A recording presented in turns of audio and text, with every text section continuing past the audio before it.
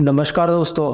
RBI की 6 member monetary policy committee ने Wednesday को ये डिसीजन लिया है कि वो रेपो रेट को 25 बेसिस पॉइंट से रिड्यूस करेंगे, यानी कि 6.25% से 6% रिड्यूस किया है। यानी कि 1 बेसिस पॉइंट इक्वल होता है आपके 1/100, तो 25 बेसिस पॉइंट हो गया 0.25%। देन जो पैनल ने मॉनेटरी पॉलिसी स्टांस भी चेंज किया है, यानी कि न्यूट्रल से अकोमोडेटिव किया है। मतलब क्या है? न्यूट्रल मतलब था कि हम डेटा के हिसाब से इंटरेस्ट रेट इंक्रीज भी कर सकते हैं और डिक्रीज भी कर सकते हैं। अकोमोडेटिव स्टांस मतलब है कि फ्यूचर में और रेट कट्स आएंगे, यानी कि फ्यूचर में आपका रेपो रेट और डिक्रीज होगा। देन हम देखते हैं what is repo rate. Then जो आम लोग हैं वो कमर्शियल बैंक के पास दो चीजों के लिए जाते हैं, या तो अपने सेविंग्स को डिपॉजिट करवाने या फिर बैंक से लोन लेने के लिए। अब जो बैंक है उनको सेविंग्स पे डिपॉजिटर्स को कुछ इंटरेस्ट देना पड़ता है, वही जो बोरोवर है यानी कि जो लोन लेते हैं उनसे वो कुछ इंटरेस्ट चार्ज करते हैं। टिपिकली ये देखा गया है कि जो इंटरेस्ट रेट वो चार्ज करते हैं बोरोवर से वो हमेशा ज्यादा होता है जो वो पे करते हैं डिपॉजिटर्स को, और जो इसके बीच का जो डिफरेंस है ये बैंक का रेवेन्यू होता है। ये ऐसे बैंक बिजनेस करता है। देन जो आपके डिपॉजिट पे मिलने वाले इंटरेस्ट का रेट और आपके लोन की इंटरेस्ट रेट के बीच का जो डिफरेंस होता है इसको हम स्प्रेड बोलते हैं।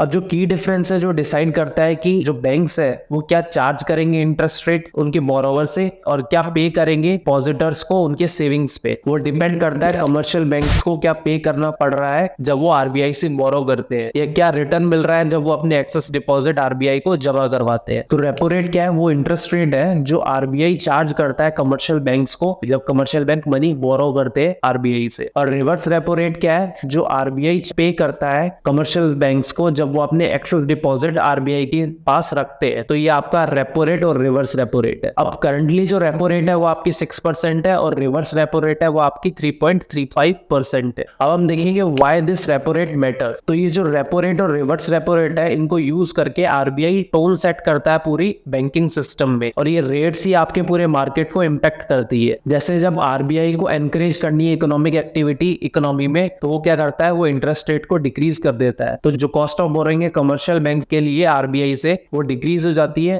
अब ये हेल्प करता है कमर्शियल बैंक को कि वो अपनी इंटरेस्ट रेट डिक्रीज करे। देन वो इंसेंटिवाइज करता है लोगों को to spend more money in the economy. क्यों? क्योंकि अब जो उनके डिपॉजिट्स पे रिटर्न मिल रहा है यानी कि इंटरेस्ट मिल रहा है वो पहले के कंपेयर में कम मिल रहा है, तो लोग ज्यादा स्पेंड करते हैं मनी। वही जो बिजनेसेस है वो इंसेंटिवाइज करता है कि दे स्पेंड मोर मनी, क्योंकि जो इंटरेस्ट रेट है वो कम हो गया पहले से, यानी कि कॉस्ट ऑफ बोरोइंग है जो पहले से कम हो गई है, तो आप बिजनेस ज्यादा इन्वेस्ट कर सकते हैं, ज्यादा एक्सपेंड कर सकते हैं। वही अगर आरबीआई चाहता है कि इकोनॉमी में इन्फ्लेशन को कंट्रोल करना है तो रेपो रेट को इंक्रीज कर देगा। इससे क्या होगा? अब जो बैंक्स है उनको ज्यादा इंटरेस्ट पे करना पड़ेगा आरबीआई को, तो अब कमर्शियल बैंक क्या करेंगे? वो इंटरेस्ट रेट बढ़ा देंगे उनके बोरोवर्स के लिए। अब ये क्या करेगा? इकोनॉमी में लोगों को डिस्करेज करेगा स्पेंडिंग के लिए। इससे क्या होगा? लोग स्पेंड कम करेंगे पैसा, और जो बिजनेसेस है वो लोन कम लेंगे क्योंकि उनके लिए लोन महंगा हो गया, कॉस्ट ऑफ बोरोइंग बढ़ गई, और जो डिपॉजिटर्स है उनको पहले के कंपेयर में ज्यादा रिटर्न मिल रहा है, यानी कि वो स्पेंड कम करेंगे और डिपॉजिट ज्यादा करेंगे, सेविंग्स ज्यादा करेंगे। इसलिए रेपो रेट और रिवर्स रेपो रेट को इकोनॉमी में बेंचमार्क इंटरेस्ट रेट बोला जाता है।